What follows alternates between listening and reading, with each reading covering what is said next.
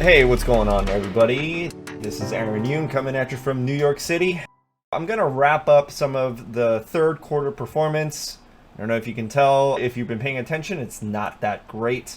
We talk about the iFlip app, which is by far the best app for stock investing for beginners.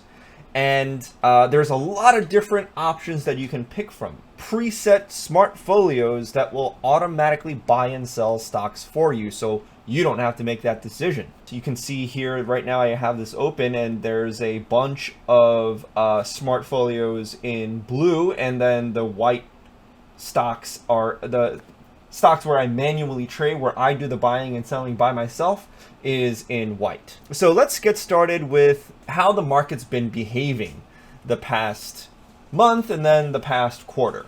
So I'm just going to go to the home screen here.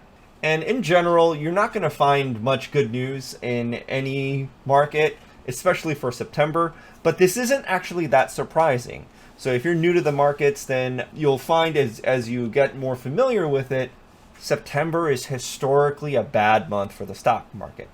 I don't know why. It's not just limited to the 2020 weird COVID pandemic year. Maybe it's because it's back to school season and, people are angry about it. I have no idea. And for our purposes, especially if you're a beginner, it doesn't really matter. But just know that it's kind of a trend. There's a seasonality to the stock market as well. January is typically a good month. I don't know. Maybe the stock market takes on a New Year's resolution or something. I don't know. So there's the seasonality and to the ups and downs of the stock market. So this isn't really that big of a surprise. If we look at our bread and butter Smartfolio, the oldest one, the one that goes back to the release date of this app, all the way back to January, that's pre-COVID. You can't visibly see any kind of COVID crash in the month of February and March. It dodged it perfectly. But in September, it's allowing for this big correction. Now, if I draw an imaginary line that kind of connects peaks and valleys, right? So I'm going to call this a valley and another valley, right? The bottoms they look like, little valleys here and there. If I just connect the lowest of the lows, then you can see that it's not that bad. It's still kind of a straight linear line up, right? The low points. So it doesn't surprise me that much that it allowed this big drop to happen from September to, October right now, right? In February, it did not allow that massive 35% drop to happen. It flattened out, it exited the market and minimized that loss perfectly. Basically didn't lose at all. That's why it's flat over here. It started to lose a couple of days, and then from there it just rocketed up. But it did allow this loss to happen. Okay, this is the hardest decision that you're gonna have to make as a trader, investor, whatever. I don't care what they're pretty much the same thing. The hardest decision you're gonna have to make is, when do you get in and when do you get out? And this AI is making that decision for you for free and completely automatically. So it knew to get out in March and it knew to stay in September.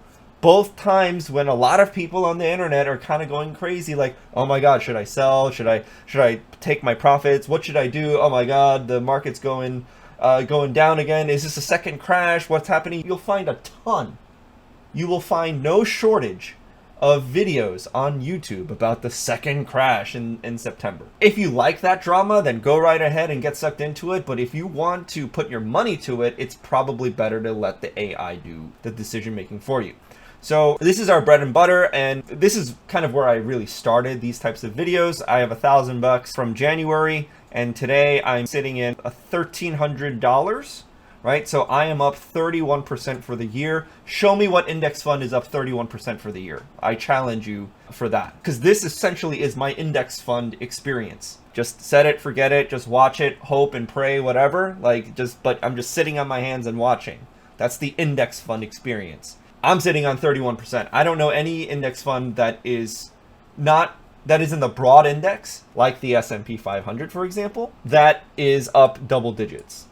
I don't know. Show me. Drop down in the comment section if you have an index fund that you've been holding since January that is close to 30%. I'd love to see it. And let me know what the symbol is, because I'd love to do a review, comparison. Maybe I'll even buy it myself if it's really that good. Okay, so this is just a performance kind of analysis. If we go down specifically to the 3 month mark, that'll be from July 1st to October 1st. That's pretty much Q3. You can see that the starting point and the ending point, which was yesterday, which was right here, we did make a gain. It wasn't as exciting as if we were to have ended up here, but you can't always be winning. The market goes up and down, and the point is, in the past 3 months, we actually did gain, even though the past month, September, felt pretty awful. It did feel awful, I'm not gonna lie.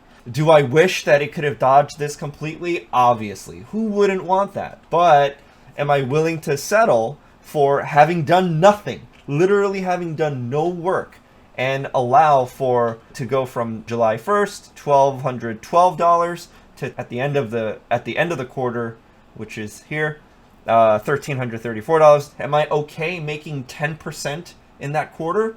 Doing nothing? I don't think a lot of people are 10% for the year. So I'm okay, happy with 10% profits for the quarter, right? This app is just that good. And again, it's free. Okay, just drop down into the description below and you can get it yourself.